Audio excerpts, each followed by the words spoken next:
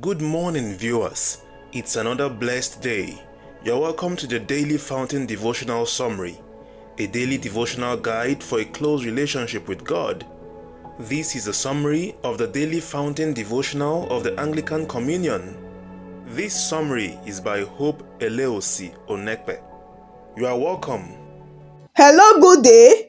I welcome you back to today's episode of the Daily Fountain Morning Devotion. This summary intends to bring to us understanding to God's words by the help of the Holy Spirit. You are welcome to another blessed day. Today is Tuesday, July 8, 2025. The topic before us today says, Sheath your sword. Let's bow our heads as we pray. Father God, we acknowledge your sovereignty over all things, even in the face of loss and sorrow. We come before you burdened by the weight of grief, mirroring David's lament in 2 Samuel chapter 1 verses 17 to 27. We pray for understanding of this passage, for the wisdom to interpret David's words with sensitivity and clarity, and for the ability to communicate its message to your people. We remember the fallen and we mourn with those who mourn. Yet even in our sorrow, we cling to the hope of resurrection and new life in Jesus Christ. We pray for comfort, peace and strength for all who are experiencing loss. May the message of this passage encourage us to live lives of courage, loyalty and hope. We ask for your Holy Spirit to be present as we preach this message, that it would touch the heart of all who hear it. In Jesus' name we pray. Amen. Our Bible reading for today is the book of 2 Samuel 1. We'll be reading from verse 17 to 27. 2 Samuel chapter 1, verses 17 to 27 reads, And David lamented with this lamentation over Saul and over Jonathan his son. Also he bade them teach the children of Judah the use of the bow. Behold, it is written in the book of Jasher, the beauty of Israel is slain upon the high places. How are the mighty fallen? Tell it not in Gath, publish it not in the streets of Askelon, lest the daughters of the Philistines rejoice, lest the daughters of the uncircumcised triumph. Ye mountains of Gilboa, let there be no dew, neither let there be rain upon you, nor fields of offerings. For there the shield of the mighty is vilely cast away, the shield of Saul, as though he had not been anointed with oil. From the blood of the slain, from the fat of the mighty, the bow of Jonathan turned not back, and the sword of Saul returned not empty. Saul and Jonathan were lovely and pleasant in their lives, and in their death they were not divided. They were swifter than eagles, they were stronger than lions. Ye daughters of Israel, weep over Saul, who clothed you in scarlet with other delights, who put an ornament of gold upon your apparel. How are the mighty fallen in the midst of the battle? O Jonathan, thou wast slain in thine high places. I am distressed for thee, my brother Jonathan. Very pleasant hast thou been unto me. Thy love to me was wonderful, passing the love of women. How are the mighty fallen and the weapons of war perished? This is the word of God. Thanks be to God. Praise the Lord. Once again, our topic for us today says, Sheath your sword. Let's see what our today's guide has for us. It says, David lived in an era when the law, eye for eye, tooth for a tooth, hand for hand, foot for foot, burning for burning, wound for wound, strip for strip. Exodus chapter 21 verses 24 and 25 was in full operation. It is interesting to note that with all the secret and public display of hatred of King Saul and all the opportunities David had to kill him, the Spirit of God in David made him not to do so. 1 Samuel chapter 24 verses 5 to 7 and chapter 26 verses 7 to 12. Our text today shows that at Saul's death, instead of rejoicing and celebrating, David lamented and mourned sincerely. He was a man with a different spirit. He believed that vengeance belongs to God and he would repay. Beloved, sheath your sword.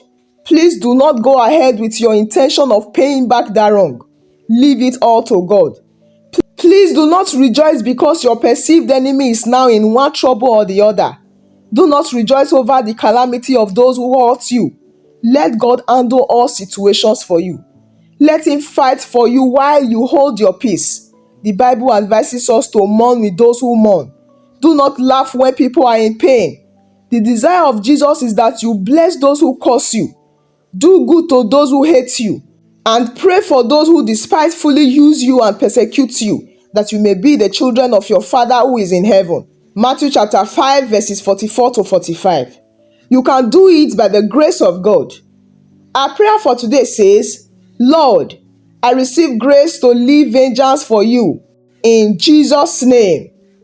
Praise the Lord. In our today's passage, 2 Samuel chapter 1 verses 17 to 27, David composes a eulogy for Saul and Jonathan, and he extols their good points only. In our previous study, 2 Samuel chapter 1 verses 1 to 16, we learnt about the loss of Saul and Jonathan. And today in our study, we'll see how David composes a eulogy for them, and he commands that it is being written down and taught to the people of Judah. When David heard about the death of Saul and Jonathan, 2 Samuel chapter 1 verse 12 says that he mourned. And scripture tells us that his grief was genuine. He loved Jonathan with all his heart. He also loved Saul.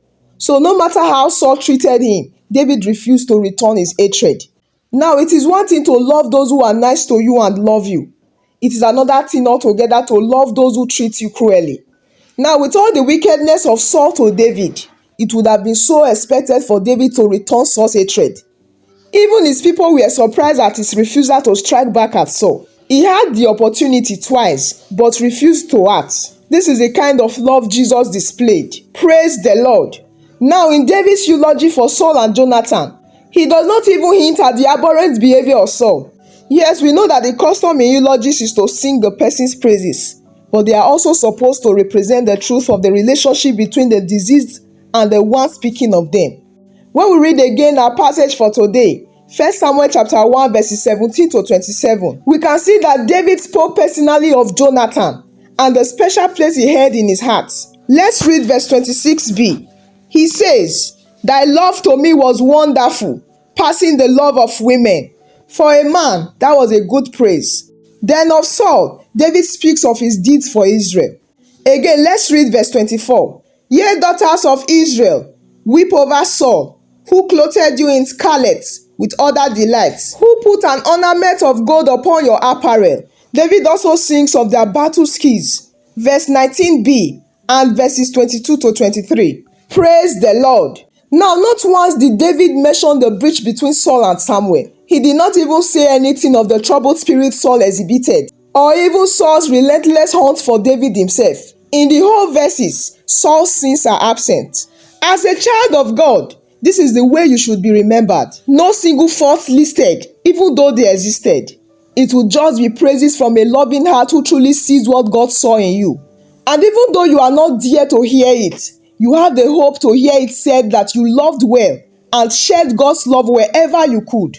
I tell you, that alone is enough for you as a child of God.